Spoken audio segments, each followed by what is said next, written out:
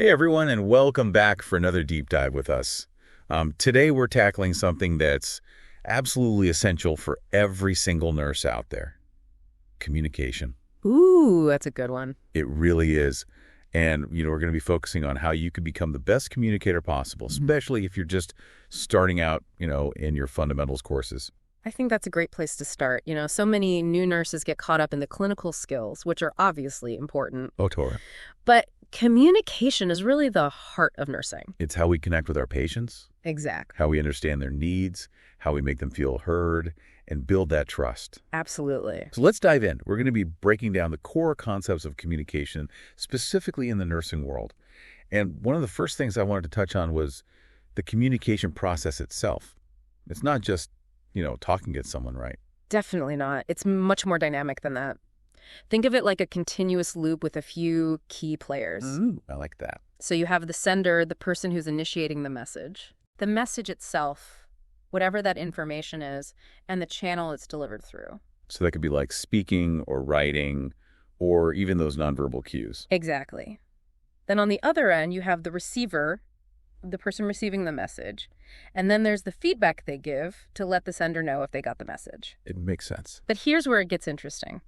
There's also this concept of noise that can disrupt the whole process at any point. Noise. So like literally a noisy TV blaring in the background in a hospital room. That's one type of noise for sure. But it can also be internal noise. Internal.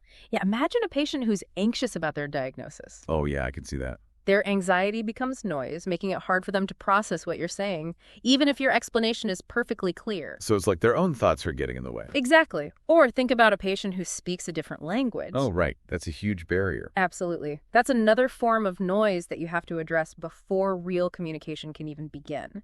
Wow. It really makes you realize how much we need to be aware of as nurses. Right. It's not just about what we're saying, but the whole context of the communication. You got it. And then there's this whole other layer of verbal versus nonverbal communication. Yeah, we all know talking is verbal communication.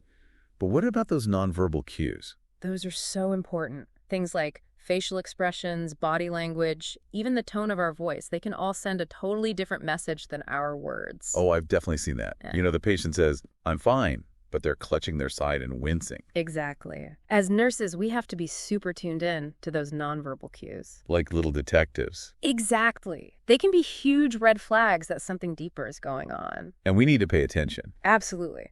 Yeah. You need to dig a little deeper to figure out what the patient's really feeling and what they need. It's like piecing together a puzzle to really understand what's going on. That's a great analogy. And then you add technology into the mix, and things get even more complex. Right. It's not just face-to-face anymore. We've got emails, text messages, electronic health records. And of course, social media. Oh, yeah, that's a whole other beast. It really is. And with technology comes a whole new set of things to consider.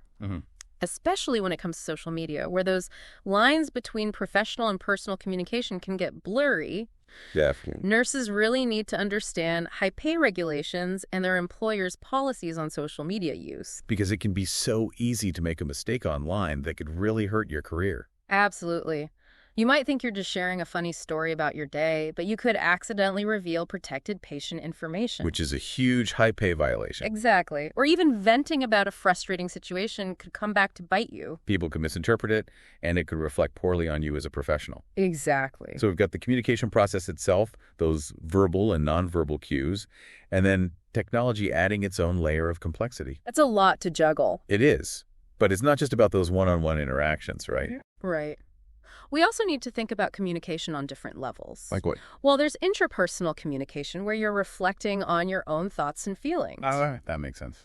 Then there's the interpersonal level, which is those one-on-one interactions we've been talking about. Right. But it goes beyond that. You also have communication in small groups. Like when you're working with a team of nurses on a patient's care. Exactly. And then there's communication at the organizational level where information flows throughout an entire healthcare system. So communication is happening all around us constantly. All the time. And it's happening on all these different levels with different goals and purposes. Wow. It's like this constant hum of information exchange. That's a great way to put it. And understanding how to navigate those different levels is so important for nurses. Because how you communicate in a one-on-one conversation is going to be different from how you communicate in a team meeting. Exactly. Think about a patient care conference. Okay. You need to be able to communicate clearly and concisely to the doctors, the other nurses, everyone involved. To make sure everyone's on the same page about the patient's needs. Right, and that everyone understands the plan of care. And that takes a whole different set of skills. Absolutely. When teams and organizations communicate effectively, it leads to better coordination, better care, and ultimately better outcomes for patients. It's amazing how everything's connected. It really is. And I imagine there's so many other things that can impact how we communicate.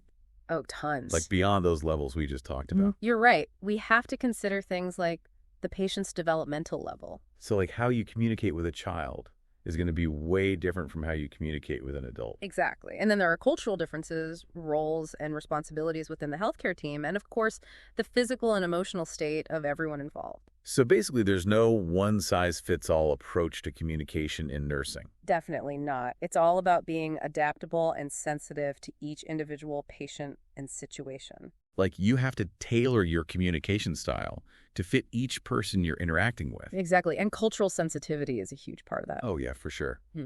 We need to be aware of our patients' beliefs and practices and make sure we're not imposing our own biases on them. It's about respecting their individuality and meeting them where they are. Like, for instance, in some cultures, direct eye contact is a sign of respect. Right. But in others, it can be seen as confrontational. You got it. We have to be aware of those nuances. That reminds me of something I've heard called elder speak. Oh, yeah. It's like when people talk to older adults in this really babyish way. With that sing-song tone. Exactly. And they use overly simplistic language. It's so patronizing. Right. And it's often based on the assumption that all older adults have cognitive problems. Which is just not true. Right. We need to treat all of our patients with respect, no matter their age. And that includes using clear and appropriate language. Language that honors their intelligence and recognizes them as individuals. Absolutely. It's a good reminder that effective communication isn't just a one-time thing. It's a journey. You're always learning and growing and adapting. Exactly. It's an ongoing process of self-reflection and improvement. And speaking of ongoing processes, I feel like we've just scratched the surface of this topic. We've only just begun. Where should we go next in our exploration of communication in nursing? Let's dive into the heart of what makes communication in nursing so unique, those therapeutic relationships we build with our patients. Ooh, yes. I'm really interested in that. How are those different from just regular social relationships? That's a great question. And it's something we'll explore in detail as we continue our deep dive. So building these therapeutic relationships, I mean, it's really one of the important things you can do as a nurse, right? It's really the foundation of patient-centered care. Yeah, that makes total sense. Yeah. But how is that different from just, being friendly with a patient, being caring? I mean, don't we want our patients to like us? Of course. We want to create that positive environment, that supportive environment. But a therapeutic relationship, it's more than just being friendly or being liked. It's really a purposeful and goal-oriented connection. Okay. With clear boundaries. It's all about focusing on the patient's needs. Right. Helping them understand their health condition, cope with their illness, and really make those informed decisions about their care. So it's kind of like we're partners in their healthcare journey, Yeah. but we're also maintaining that professional distance. Exactly. And these therapeutic relationships, they typically go through these distinct phases. Ooh, interesting. You have the orientation phase where you first meet the patient, establish rapport, start building trust. Then there's the working phase where you're actively collaborating together, to achieve those healthcare goals. Okay. And finally, the termination phase where the relationship comes to a natural end. So like when the patient is discharged or their needs change. Exactly. I imagine each of those phases comes with its own communication challenges. Oh, absolutely. For example, in that orientation phase, you might have a patient who's hesitant to open up. Yeah. Or maybe they've had negative experiences with healthcare providers in the past. It might be distrustful. Exactly. It's your job to use your communication skills to break down those barriers. Right. Build that rapport, establish trust. It's really the foundation for everything that comes after. And what about that termination phase? That's got to be tough, especially if you've developed a strong bond with a patient. It can be. But it's important to remember that the ultimate goal of a therapeutic relationship is to empower the patient. To take ownership of their health. Exactly. Yeah. That termination phase, it's a chance to celebrate their progress.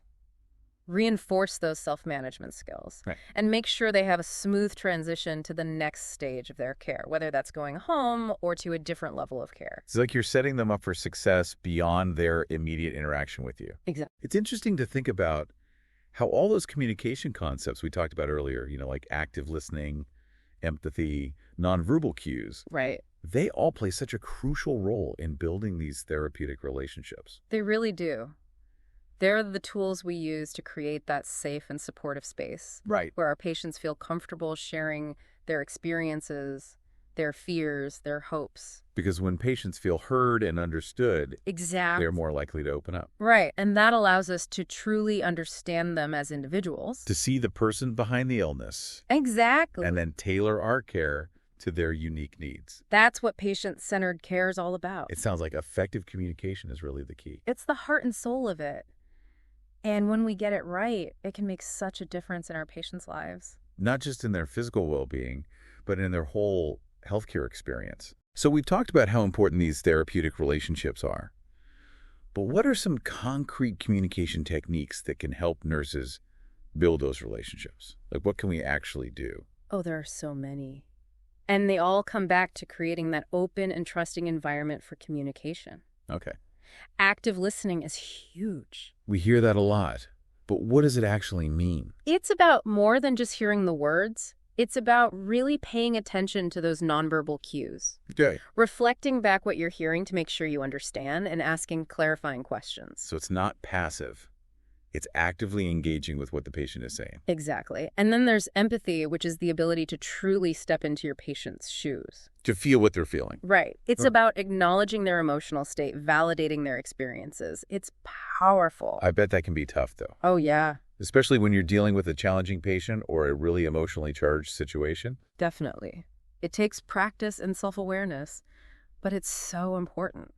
And it's important to remember that empathy doesn't mean you have to agree with the patient or condone their behavior. Right. It's about acknowledging and validating their feelings no matter what. That makes sense. Yeah. Are there any other communication tools that nurses should have in their toolbox? Absolutely. Asking open-ended questions is a great way to encourage patients to share more. Instead of just yes or no questions. Exactly. So instead of saying, "Are you in pain?" you could say, "Tell me about your pain. What does it feel like? Where is it?" That way they can really describe what they're experiencing. Right. And it gives you a much better understanding of their situation. It seems like there's a real art to communication in nursing. There is. It's not just about the words themselves, but how you deliver them, why you're saying them, and the impact they have on the patient. It's a lot more complex than people might realize. It really is. But when you master it, you can build those incredible connections with your patients. And help them heal, not just physically, but emotionally and mentally as well. Exactly. And just like there are these really effective communication techniques, there are also some common pitfalls that nurses should be aware of.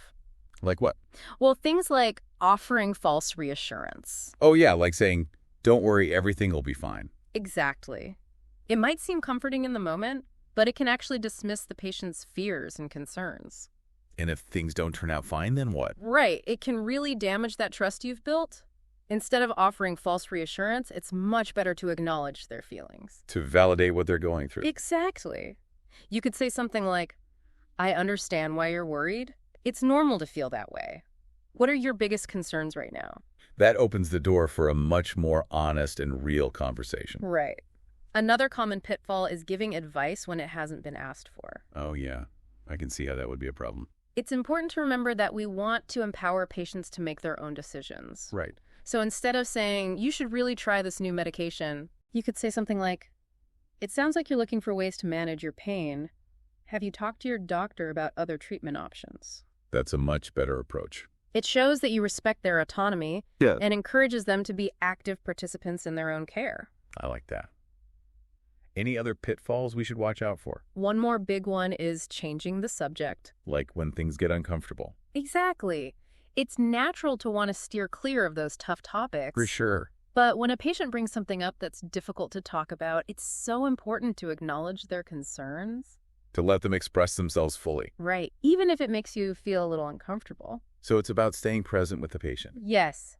And resisting the urge to brush those difficult emotions under the rug. Sometimes it's probably better to just sit in silence. Absolutely. Sometimes the most powerful communication happens in those quiet moments.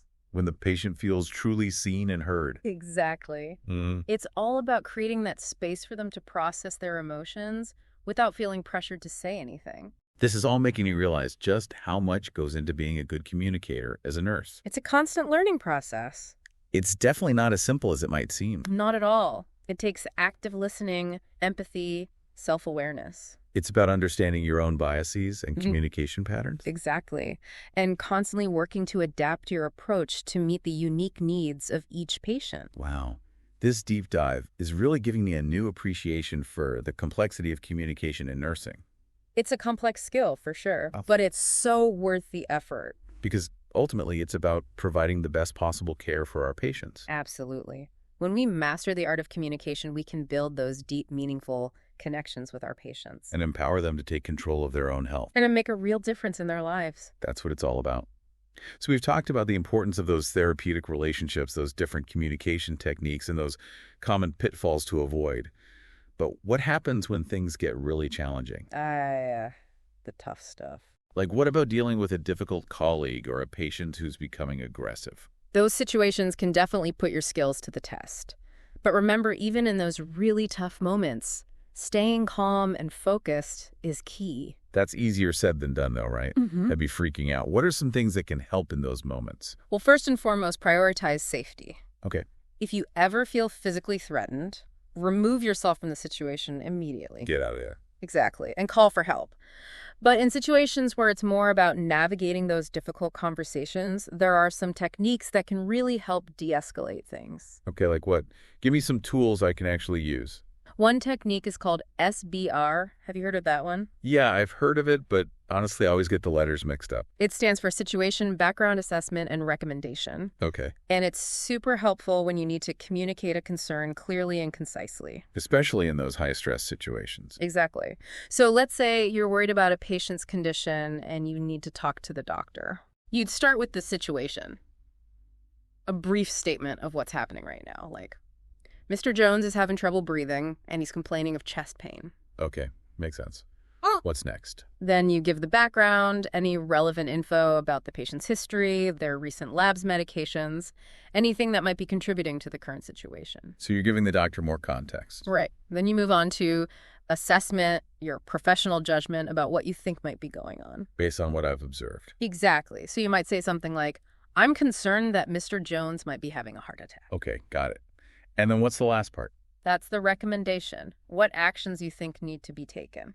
So in this case, I'd recommend that the doctor see Mr. Jones right away. Exactly. You could say something like, I recommend that you come see Mr. Jones immediately for further evaluation. Wow, SBR is pretty amazing. It's like a foolproof way to make sure you're communicating all the important information. It keeps things clear and organized, which is so important when things are hectic. And it helps the other person understand the situation quickly. Right. And you can use I-SBAR-R in other situations, too. Like if you're having a disagreement with a colleague about a patient's care. Oh, that's a good idea. It helps you stay focused on the facts and present your concerns in a neutral way. So it's less likely to turn into an emotional argument. Exactly. It keeps the focus on the patient's well-being, which is what matters most. I love it. Are there any other tools that can help with these tough conversations? Definitely. There's another great one called CUS. CUS? It stands for Concerned, Uncomfortable, and Unsafe. Okay. And it's really helpful when you need to speak up about something that's just not sitting right with you. Like if I see something that I think is unsafe, but I'm not sure how to say something? CUS gives you the words. It's about being assertive and advocating for your patient. So how would I use it? Let's say you're noticing that Mr. Smith is getting more and more agitated. You could say something like, I'm concerned about Mr. Smith's increasing agitation. I'm uncomfortable with his current medication dose, and I'm feeling unsafe with the situation. I think we need to reevaluate his care plan. Wow. That's direct, but it's also respectful. Exactly. It clearly communicates your concerns without placing blame or being aggressive. And it highlights that you're speaking up because you're worried about the patient's safety. Right, which is always the top priority. These are great techniques. I feel much more equipped to handle those challenging situations now. That's what we want to hear. Remember, good communication. It's a skill that develops over time with practice. So the more you use these techniques, the more confident you'll become. Exactly. You'll get better at handling those tough conversations and advocating for your patients. This deep dive has been so helpful. We've covered so much ground today. We have. From those basic communication concepts to those real-world challenges that every nurse faces. What are some of the key takeaways that you want our listeners to walk away with? I think the biggest one is just remembering that communication is at the very heart of nursing. It's how we build trust with our patients, how we provide truly compassionate care, and how we advocate for their well-being. It's what connects us to our patients on a human level. Exactly. And even though it can be complex and challenging at times, it's also so incredibly rewarding. When we get it right, it can truly make a difference in our patients' lives. And in our own lives as nurses, too. Any final words of wisdom for our listeners out there? Yes. Never stop learning and refining your communication skills. Ask for feedback from your mentors and colleagues. Reflect on your interactions with patients. Be curious and keep growing. Communication is a lifelong journey. It is, and the more you invest in it, the more you'll be able to connect with your patients and provide truly exceptional care. And on that note, we'll wrap up this deep dive. Thanks for joining us, everyone. Remember, every patient interaction is a chance to practice those communication skills and make a real difference in the world of nursing. We'll see you next time.